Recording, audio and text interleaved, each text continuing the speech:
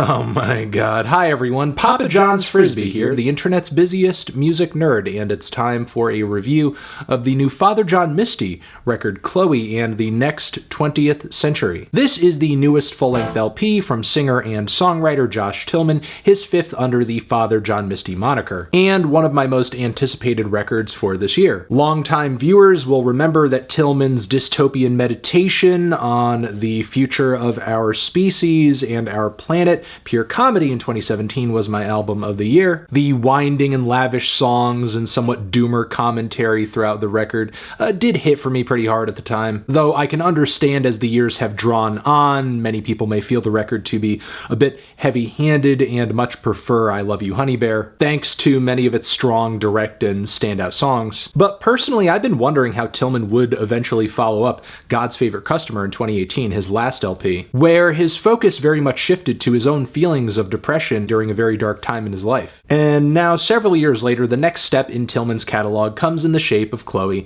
and the Next 20th Century. Now, I will say this record in some ways does feel like a bit of a return to form. Like Honey Bear, for example, this thing isn't bogged down in too many overarching themes that all the tracks across the record need to apply themselves to. And generally, there seems to be more of a focus on covering different sounds and stylistic bases, colorful instrumental palettes. Look no further than the intro, where Josh is painting another one of his cheeky character portraits, where he goes on to describe a woman he's singing about as a borough socialist, and is apparently being prescribed Benzedrine for her shoplifting habit. The instrumental and delivery on the track adds sort of a deafening irony to the whole recipe, because obviously the track is not the most flattering portrayal of a person or a romantic dynamic, but Josh is still singing about this individual in a very loving way, and the backing instrumentation sounds like some very vintage show tune jazz, complete with heavenly strings and trumpet leads that date back to World War II. For sure it's a trip, but still very much a cartoonish one. I cannot deny that Tillman is very much committed to the bit he is playing out on this track. I just don't think it's a great bit. It's like the musical equivalent of dusting off Who's On First and really adding nothing to it outside of a fleeting, toxic, romantic dynamic. I much prefer the following track, Goodbye Mr. Blue, which does feature more heavenly string work, but this time underscoring very gentle, plucky acoustics that have somewhat of a country flair. There's definitely something purposeful in how idyllic the music sounds, because it provides a sharp contrast from the very heartbreaking story contained within. Tillman singing about this dying cat he's taking care of, which is also like the last remnant of a relationship that was broken up long ago. And the song Kiss Me, I Loved You is just a non-starter for me completely, because there's this awful tremolo effect on Josh's voice that makes it difficult to engage with his singing or really the narrative of the track in any way. I really just have no clue as to why this was the direction to go. The vocals are kind of buried and distant on the song Everything But Her Love as well, though I can sort of see why in this instance, because the lyrics are fairly surreal and dreamlike, but like most odd thoughts your brain might cook up in a sleep state, it's kind of difficult to glean much from it or attach strong feelings to it, even if there is this tragic sense of love lost by the end of the song. Then there's Buddy's Rendezvous, which is a very melodramatic, somewhat jazzy, spotlit ballad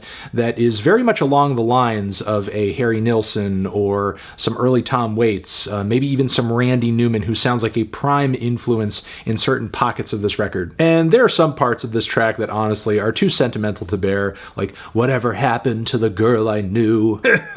The instrumentation sounds like something straight out of a Turner Classic movie that has supporting characters that say stuff like, "Oh, wise guy, eh?" But seriously, the song does add up into a pretty touching tale, told from the perspective of a deadbeat dad who is seeing his daughter growing up before his eyes, seems to have been disconnected from her for years, and is now seeing her as an adult with aspirations to be a star and sing. There's even a version of this track floating out there that's performed by Lana Del Rey, just to give you an extra sense of the era culturally and aesthetically the song is trying to pull from. We get a change of pace on the song Q4, which is essentially some very bland psych balladry and pastiche, packed with tons of harpsichord and lush string layers. The measured vocal performance from Tillman, I think, holds the song back from its full potential, but I guess there is something to it. Frankly, I'm more disappointed with the song Olvedado Olvedado, which sounds like some vintage, gentrified Hollywood soundstage bossa nova that stinks like a musty shag carpet. And if you thought this track was trying to get high off the fumes of a bygone era, listen to Funny Girl, which I do genuinely think is a more entertaining track with its various jazz embellishments, cinematic orchestrations too.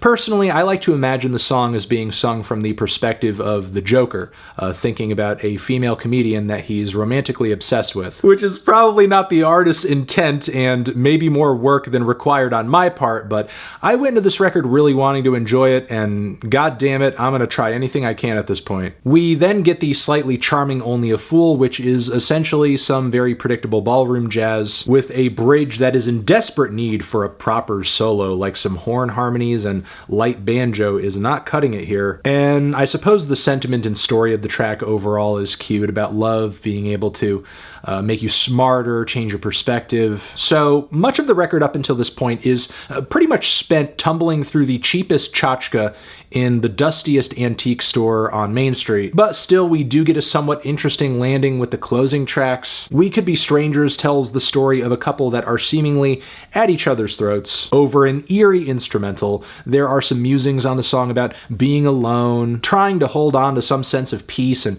happiness in the midst of this very bad dynamic, but then it's revealed in one lyric that they may in fact be like bleeding in the midst of a car wreck or something, so I guess this whole exchange is happening while that's occurring, which narratively is a sick idea. I just think the pacing and the tune of this one are kind of tedious. The next 20th Century, the closing track, is an odd moment instrumentally because it does kind of bring back a very faint bossa nova beat that drones very quietly in the background. That is until we get this huge rush of like burning, distorted electric guitar. Lyrically, Tillman brings a lot of evocative imagery that comes off pretty fragmented on the surface, be it Val Kilmer or a stalker of some sort, a Nazi wedding band. Eventually, it does kind of solidify into a commentary on Josh's unhappiness generally with the now, and sort of dreading the future of this next 20th century, saying things like, I don't know about you, but I'll take the love songs and give you the future in exchange. If this century's here to stay, I don't know about you, but I'll take the love songs and the great distance that they came. And I don't entirely disagree with Tillman or this record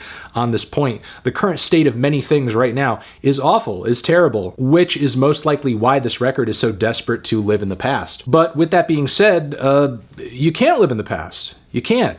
It's undoable. Plus, on top of that, the past sucks. I could literally make a running list of all the things about the past that were total ass, specifically the era culturally that this record is pulling from. I mean, for sure, it would be appealing in some sense if we could go back to that time and, you know, be that Rock Hudson type person, the suavest guy in the room, who everybody wants to be a part of his life, his circle. But that's not how existence was for most people during that time. So, I don't know, I kind of feel like this LP is an unfortunate one for Mr. Tillman, especially with many of the songs being so forgettable and many of the instrumental aesthetics feeling like this desperate put on. I'm feeling a strong 4 to a light 5 on this LP. Transition, have you given this album a listen? Did you love it? Did you hate it? What would you rate it? You're the best, you're the best. What should I review next? Hit the like if you like. Please subscribe and please don't cry. Hit the bell as well. Over here next to my head is another video that you can check out. Hit that up or the link to subscribe to the channel. Anthony Fantano, Father John Misty, forever.